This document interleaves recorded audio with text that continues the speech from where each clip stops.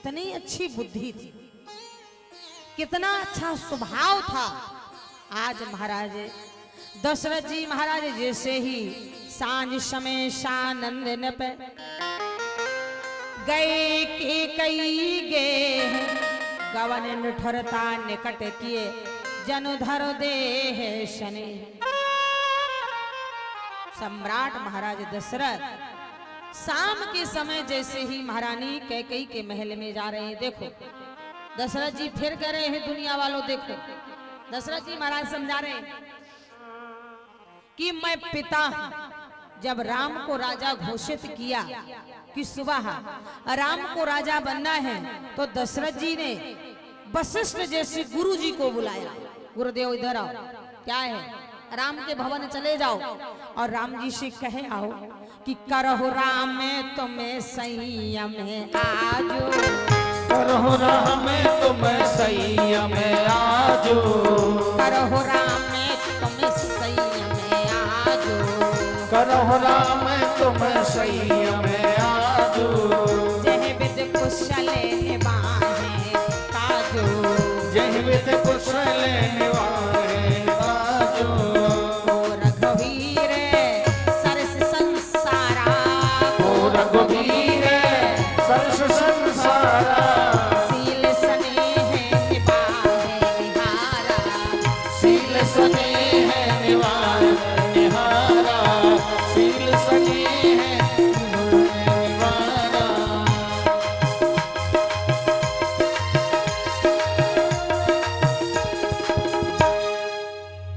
आज दशरथ जी राम जैसे पुत्र को संयम की बात भेज रहे हैं। निवेदन कर दे, दशरथ जी राम को संयम की बात ना भेज के और स्वयं महारानी कैकेयी के भवन में नहीं जाते। पर आज भी वही है, दशरथ जी कह रहे हैं। आज एक पिता पुत्र से कहता है, बेटा जर्दा नहीं खाना है, सुपारी नहीं खाना है, और शाम के समय चारपाई में लेट के कहता है, बेटो जरा जर्दा बना के देनो। और जब बेटा सुपारी काटेगो, जर्दा बनाएगो, चूना मिलाएगो, पान मिलाएगो, तो एक फक्की तो मारेगो। बोलो खाएगा कि नहीं खाएगा? आज वही है महतारी, तुम्हारा भलो हो जाए। अगर तुम्हारी मोड़ी खा रही ना जर्दा तो तुम्हारा दोष है। हाँ, स्वयं लेट जाएंगी अब बिटिया से कहेंगी भर जर्दा बना के दे। अब बिटिया ने जब जर्दा बनाओ सो एक मुंह में ट्वारा दे लो सुपारी। फिर ससुराल में जाके बाकी सास कह रही है कि जो और सीख के आ गया है। इसीलिए महाराज आप बच्चा बच्ची हो या किसी हो, उसको संयम की बात शिक्षा दो या ना दो, पर स्वयं ढल जाओ। बेटा से कह दो कि वो बीड़ी ना पिए और शाम के बाप बैठ के गांजा पिए, तो का बेटा मान जाएगा? बोलो का बेटा मान जाएगा? दशरथ जी भी वही कह रहे कर रहे हैं। राम को संयम की बात भेजी और स्वयं सांझ समय सानंद न पे। और इतना ही नहीं महाराज बोले सोती से लख गया सुखाई।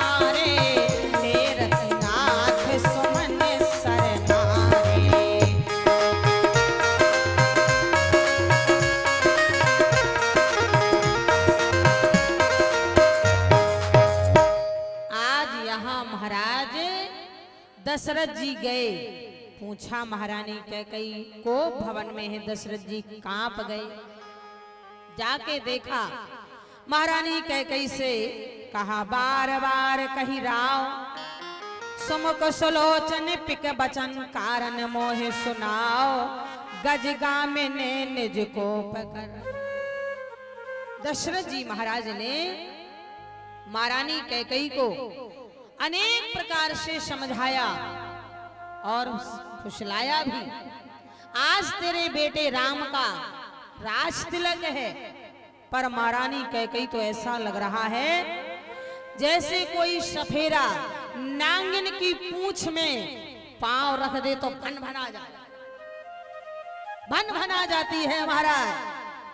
अंत में दशरथ जी ने कहा, अच्छा आज खुशी का मौका है, हमसे कुछ मांग लो। महारानी कैकेयी कहने लगे, मांग मांग पे कहाओ पिए, कबहू न ले हो न दे हो।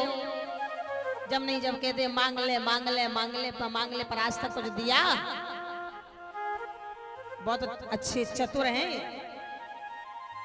तुम कोई चीज मांगो पहले तो ये कहेंगे बता अच्छा तुझे क्या चाहिए, और अगर तुम मांगने लगो तो कहेंगे अरे सब तेरो ही तो है, मैं तो खुद ही तेरा गुलाम हूं। नहीं कहे, पहले कहते मांग अच्छा बता, तू जो कुछ मांगेगी मैं आज तुझे ला के दे दूंगा।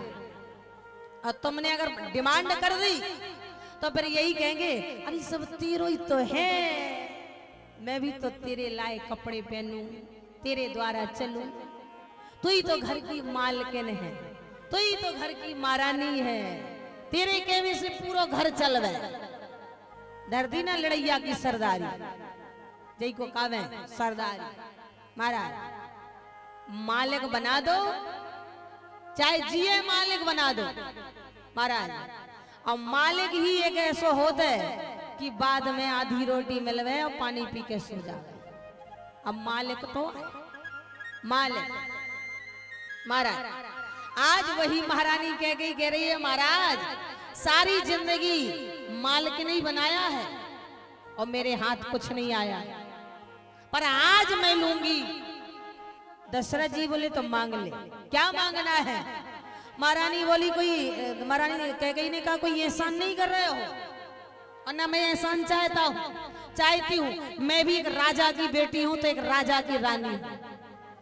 महाराज ये मेरे दो वरदान दे दो, याद करो देवासुर संग्राम के। एक बार जब आप मूर्छित हो गए थे, मैं आपको युद्ध के मैदान से ले गई थी, आपने कहा था महारानी कैकेयी आप मेरे मन को भा गई हैं। एक वरदान वो। दूसरा वरदान, देवासुर संग्राम का रथ की चकील गिर गई थी, मैंने अंगुली लगाई थी, तब आपने कहा था महारानी दूसरा वरदान ये भी है, आपने हमारा आन बान शान बजाई। दो वरदान, तो वही दोनों वरदान मांगना चाहते। दशरथ जी ने कहा तो मांग, बोले ऐसे नहीं, सौगंध खाओ राम की, अपने बड़े बेटे राम की सौगंध खाओ। दशरथ जी बोले दिमाग खराब है तेरा, जरा सी बात के लिए मैं सौगंध खाऊं? अरे जानती नहीं है कि रघुकुल रीत मैं किस घराने का, किस कुल खानदान का राजा हूं, कि रघुकुल रीत सदा चली आई, प्राणे जाए पर बचने न जाए। रघुकुल रीत सदा चली आई, प्राण जाए पर बचन न जाए। रघुकुल रीत सदा चली आई, प्राण जाए पर बचन न जाए। नहीं असत समय पातक पुंजा, नहीं असत समय पातक पुंजा, गिर समय होए की कोटक पुंजा, गिर सम होई कोटक पुंजा। पर राम सकत करे आई, सकत स्नेह अमर रघुराई।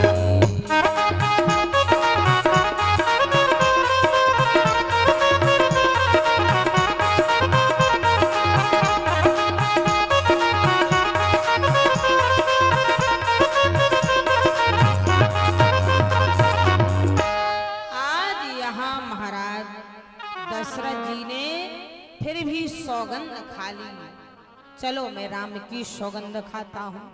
तब महारानी कैकेयी बोली भी तो क्या बोली, बोले सोना हो प्राण प्रिय, पहला वरदान मेरा ये है। बोले सोना हो प्राण प्रिय भावती जी का, देहो एक बार भारत ही टीका। राजन, पहला वरदान मेरा ये है कि मेरे जहां राम राजा बन रहे थे वहां मेरा बेटा भरत राजा बने। दशरथ जी बड़े प्रसन्न हुए। मोरे भरत, चाहे राम राजा बने या भरत, है तो मेरे ही दोनों बेटे। मोरे भरत राम दुयाखी, सत्य कहाओ कर शंकर साखी। चल ठीक है, मैंने भरत को राजा बना दिया, राजा बना दिया। और दूसरा बर बोले महाराज, दूसरे बर मांगहु कर जोरी, परवहु नाथ मनोरथ मोरी। दूसरा वरदान मेरा ये है कि महाराज तापस बेस विशेष उदासी, तापस भेष विशेष उदासी, तापस बेस विशेष उदासी, तापस भेष विशेष उदासी। 14 बरस राम वनवासी, 14 बरस राम वनवासी, 14 बरस राम वनवासी, 14 बरस राम वनवासी। जैसे ही राम जी को मांगा कि महाराज तापस बेश विशेष उदासी, 14 बरस राम वनवास। दशरथ जी ने जैसे ही सुना, माताओं ऐसा लगा जैसे किसी सिंह की दहाड़ से वृद्ध गजराज जमीन में पछाड़ खाके गिर गए। दशरथ जी बोल पड़े, महाराज कौने अवसर का भयो गयो नार विश्वास। कैकेयी मैं तो तुझे मां समझता था। दशरथ जी अकेले हैं और महारानी, अरे कैकेयी जिस राम से तू इतना प्रेम करती थी कि तूने अपने भरत को कभी इतना लाड़ दुलार प्यार नहीं दिया है जितना तूने राम को दिया, तो क्या सब नाटक था, क्या सब दिखावा था। वहां पर करही स्नेह विषय की मैं कर प्रीत परीक्षा देगी, अरे दुष्ट कही की। तूने तो वैसे ही किया महाराज कि अगर किसी के सामने कोई गर्दन सौंप दे तो तूने सीधा तलवार चला दी। तू नारी कहलाने योग्य नहीं है, मां कहलाने योग्य नहीं। कौने अवसर का भयो गयो नार विश्वास, जोग सिद्ध फल समझ में जतहि अविद्या। महाराज आज दशरथ जी महाराज बोले माथे हाथ मूंदे दो लोचन, तन धर सोचे लागे मन मौन। अरे कैकेयी तू जानती है कि तूने क्या मांगा है? जानती है तूने क्या मांगा है? आज राम को वनवास मांगा, मेरी मृत्यु मांगी। अगर मैं मर गया तू सुहागन नहीं रहेगी। कैकेयी जी बोली मुझे पता है। अच्छा तो तू विधवा होना चाहती? बोले हाँ। अरे तेरा बेटा भरत तुझे मां नहीं कहेगा, मां। बोले मुझे पता है, मुझे नहीं मां कहलाना है। अच्छा और भी जानती है आने वाले भविष्य में कैकेयी कोई भी महिला अपनी बेटी का नाम कैकई नहीं रखेगा। कोई भी महिला अपनी बेटी का नाम कैकई नहीं रखेगा।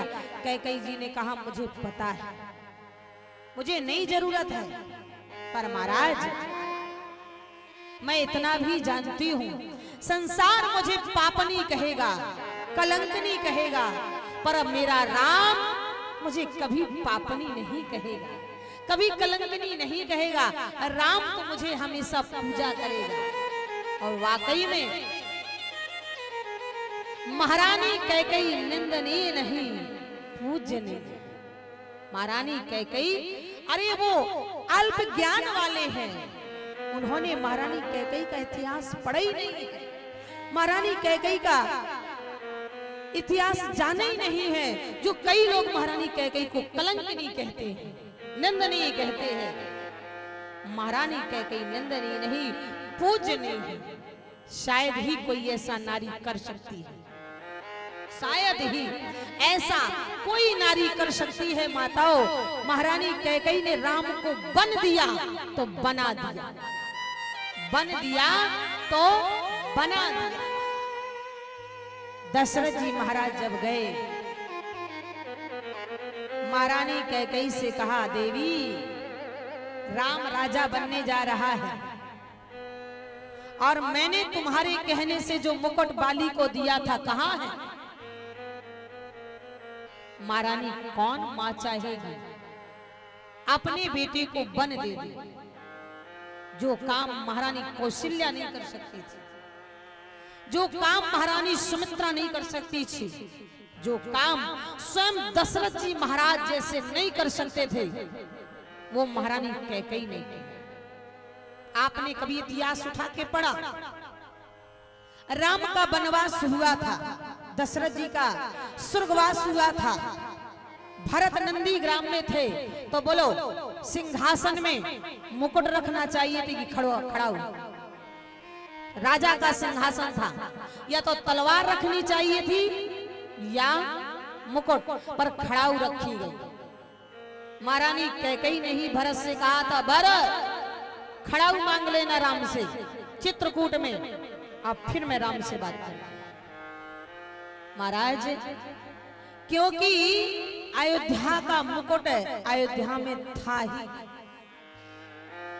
एक बार की बात है, जब देवासुर संग्राम से लौटे थे महाराज दशरथ, महारानी कैकई दक्षिण भारत पंपापुर में ऋषमुख पर्वत के पास में जब महारानी कैकई महाराज दशरथ ने विश्राम किया था, वानरों के राजा बाली ने 3 शर्तें रखी थी, या तो युद्ध करें, या नारी दें, या अपना सिर का मुकुट दें।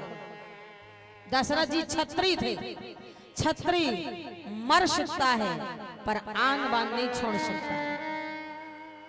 जो कि महाराज दशरथ युद्ध करने वाले थे, पर महारानी कैकई ने मना कर दिया, महाराज आप युद्ध नहीं करें, कहीं आप मारे गए, आपकी कोई संतान नहीं है, आप मुझे नहीं दे, मैं एक राजा की बेटी हूं। पत्नी पत्नी ही नहीं होती है, कभी कभी गुरु का भी काम कर देती है, मंत्री का काम कर देती है, ना आप मुझे दे। राजनीति का पन्ना यही कहता है कि अपने सिर का मुकुट उतार के दे दे। दशरथ जी ने कहा, आप कहते हैं कि सिर का मुकुट उतार के दे दे, और जब बेटा हुआ राज सिंहासन में बैठा तो महारानी कैकई ने कहा, राज तिलक होने से पहले एक नारी का वादा है, एक छत्राणी का वादा है, एक वीरांगना का वादा है, मैं राज तिलक होने से पहले ही अयोध्या का मुकुट मंगा दूंगी, भले ही चाहे मुझे कलंकित बनना पड़े, निंदनीय बनना। आज मुकुट नहीं है। जो महारानी कैकई को भरत पे विश्वास नहीं था, वो राम पे था। राम को 14 साल का बन दिया, और राम जी ने सबसे पहले बाली को मारा।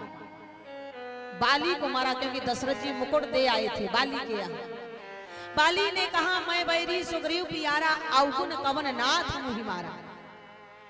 तब राम जी ने कहा, बाली जल्दी बता जो महाराज दशरथ आज से कई हजार वर्ष पिछले अयोध्या का मुकुट दे के गए थे, कहां है? तेरे कारण मेरे पिता दशरथ की मृत्यु हुई, तेरे कारण मेरा भरत जैसा सरीका संत भाई अयोध्या में नंदीग्राम में पड़ा है, तेरे कारण सीता का हरण हुआ। जल्दी बता, कहां है अयोध्या का मुकुट?